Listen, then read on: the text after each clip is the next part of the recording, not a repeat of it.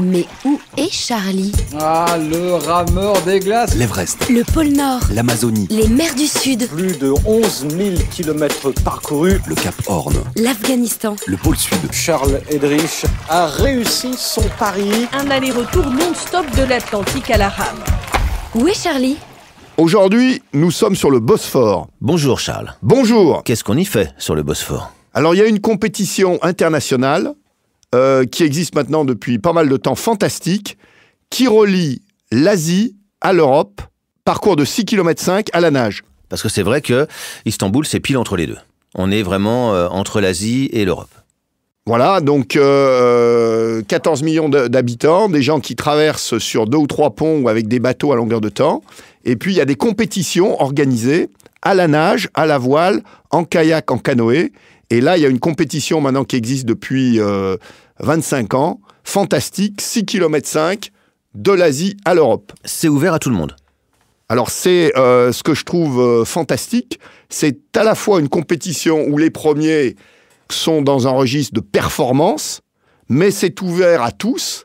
Certaines familles y vont avec 3 générations, le plus ancien 85 ans, des gens qui s'entraînent, parce que 6,5 km, ça paraît très impressionnant, mais il y a un courant très très fort dans le Bosphore, et caractéristique du Bosphore, le courant est toujours dans le même sens.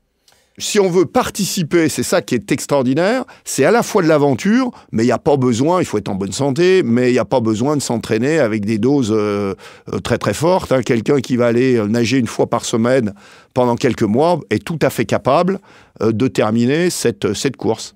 Alors cette année, le gagnant court la course en un peu plus d'1 heure. T'as participé?